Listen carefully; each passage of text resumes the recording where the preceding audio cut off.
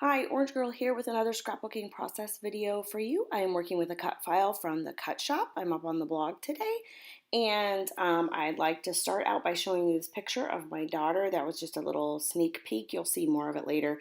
And she is making this great face at me, and so I would love to tell you the story about this. But first, I'm going to give you a little bit of an insight of what I'm going to do here, and then I'll move on to my story because what I'm doing here isn't all that inventive, although I do try something new and exciting with my silhouette cameo, which I will show you in a few minutes.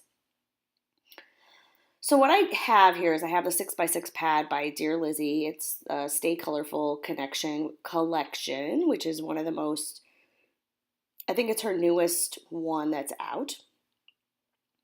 And I'm going through and I'm trying to find a bunch of papers that I can use to back this cut file. Backing a cut file, nothing new. Lots of people do it. This is the cut file called Bermuda Triangle, and it's available at the Cut Shop. And I've had this in my library for a little bit, and I haven't used it yet, and I really wanted to. What I do is I take a little bit of glue, usually, this is how I do it, and then I put it right on the piece of paper, and then I cut around it from there. And that's about it, folks. And it takes a while. I do almost every, not square, those aren't squares, those are triangles. I do just about every triangle. I do leave a few open just for some interest or changes or difference. But for the most part, I do cut, or not cut, good grief. I do back every one of these, or almost every one of these little guys. And I do it off camera, and honestly, I did it sitting at my kitchen table, so I was able to talk with my family, listen to music, watch TV, whatever I felt like, and I didn't film it. I just filmed this part. At this point, I'm like, I really know I want some yellow in it, and so I'm looking for some yellow. And so I do go and I grab a 12 by 12 page and just cut a little slice of that off and use that. So then in a second here, I'm going to go off camera and I'm going to finish it up. So let me tell you about this picture. This picture is a picture of my daughter that I took. I basically printed it the day that I took it because she just looked so beautiful and she looked so funny, and she was so funny that day, and I had a great story to go with it. And I had actually started a different layout for this assignment and using a different cut file, and I just stopped. I had to stop and scrap this photo. So there's another one that's in the queue that you'll get to see that's working with a different Cut Shop cut file later, I'm sure. But I just wanted to go ahead and scrap this photo of my daughter. So the story is she had stayed overnight with her grandma and grandpa Sunday night of this week, and she had either gotten too much sugar or not enough sleep, or she was just extra happy. Maybe all of those things, but she was just silly crazy on the way home, and she was singing all these songs that she was making up. And in my journaling, I talk about how she was singing songs and making up her own lyrics, but the songs were definitely influenced by like early rock and roll, more blues and soul type singers like Aretha Franklin and James Brown and some of that. And then every once in a while she would jump into a Kiss song, I Want to Rock and Roll All Night and Party Every Day. And it was just hilarious. And I was stopped at a particularly long stoplight.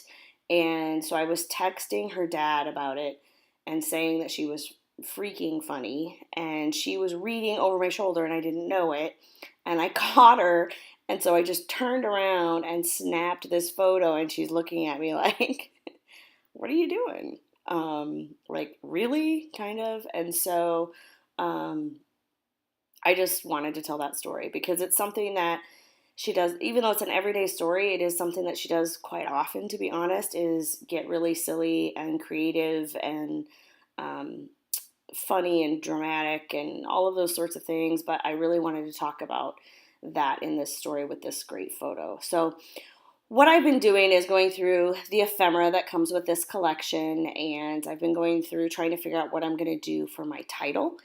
And I'm also trying to determine if I'm going to use some flair. That was a bunch of new flair that I'd gotten in the mail from a Flair for Buttons, and none of it makes it on the page. There are several that really would have worked, but I ended up going a different way, and you'll see that in just a second.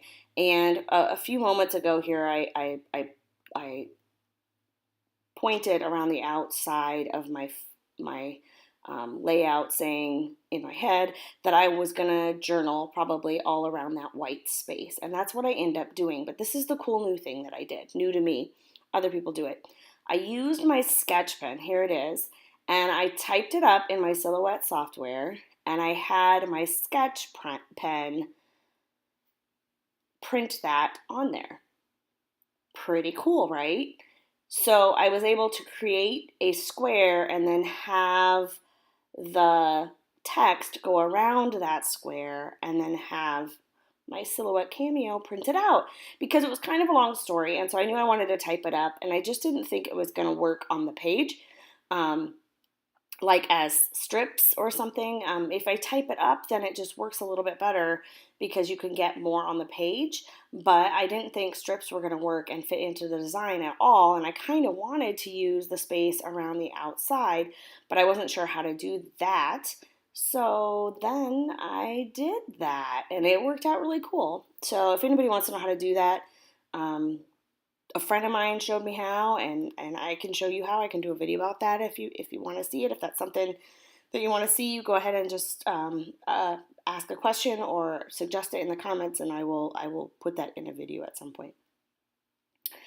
So I decided, now that my journaling was done, that I was going to add a bunch of butterflies to this. At this point, I still haven't completely committed to a title. I thought about titles like Really or something like that for the sentiment, but then I looked through multiple times all of the different pieces of ephemera, the chipboard, the one of the things, there's phrases that come that are glitterified,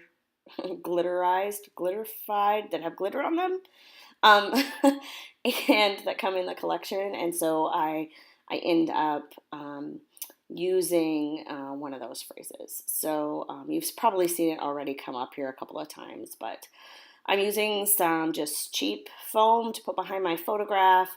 And then I found these cards were on one of the cut apart pages that come in the collection, and I just went ahead and stapled those together and use them as layers behind my photo. I did do some fussy cutting there and use the 6x6 pad. There it is, that Stay Magical. It's really pretty in person. I think there's some close-ups and you'll be able to get to see all of the like glitter. It looks magical. It looks like snow or something on it. You'll get to see that. Let's see, what was I saying? I fussy cut some more butterflies out because I wanted some more, and I just used the 6x6 pad. It had different sizes on it, and I end up just sticking with that. I don't add that button, that flare button, although it would have probably worked. I end up just sticking with mostly butterflies and some tangled thread. What I'm doing here is I'm using some of that same foam adhesive or foam from the craft store, and I'm just cutting it up and putting it on the part of the title that is not going to be on my photo.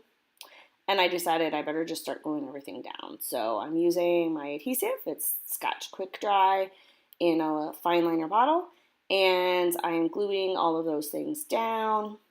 And I just sped this up because, you know, you saw me lay it out already once, and so now I'm mostly just relaying it out and then gluing it down. And so I'm still messing with that button, and then I decided, although any of those buttons that I have out would have worked and fit the layout quite nicely because it's a very colorful layout.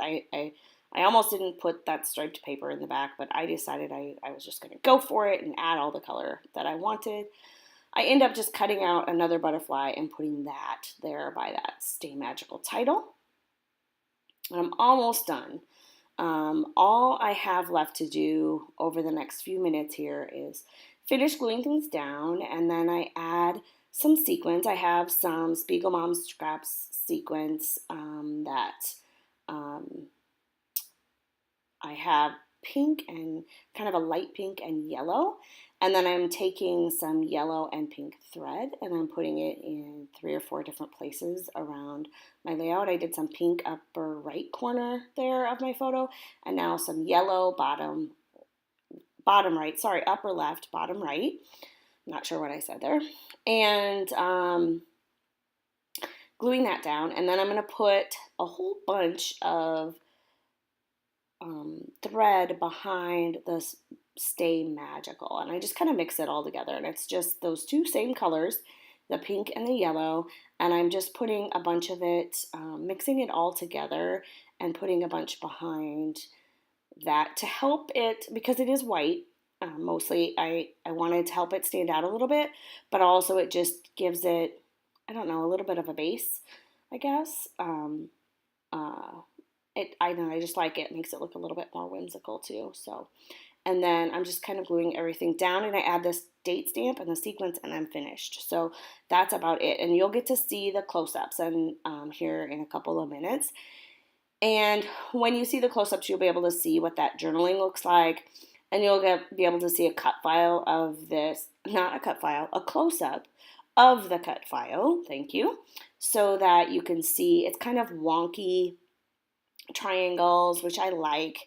It looks kind of artsy to me and a little bit more handmade, whimsical. I don't know what the right words would be to use for it, but I really am drawn towards these sorts of cut files, and I love it when Ashley makes, well, I love background cut files, but I also love this kind of whimsical artsy look. She has a folk art one that I really want to, I have it, I'm ready, I want to use it, I'm just waiting for the right moment. Anyway, so that's pretty much it. I really like how this turned out. I almost didn't go for all of the color. You know, I'm not afraid of color, but I thought it might look too busy and take away from the photograph, because usually when I use this much color, I use a black and white photograph, but I just decided I needed the color in there. Oh, I forgot about this. The last thing I do add, and this part's kind of important actually to me, is I'm using some Tim Holtz phrases, which I really like to use, that fit the whole idea of the story and the whole idea of the picture. They say adventure is worthwhile. If you're lucky enough to be different, never change. And it's the little things that make life big. Those are the 3 little phrases that I use. And my journaling is, this photo was taken at a stoplight on the way home from Grandma and Grandpa's house. I was texting her dad while waiting for the green light, and she was reading over my shoulder. I caught her in the act and quickly snapped this photo. And then I go on and tell the rest of the story about how she had been singing songs and who the songs were like. And so there's the close-ups. I hope you enjoyed this. Thanks a lot for stopping by. Ask me any questions or comments, and I will try my best to respond to them. Thanks a lot. See you in the next video.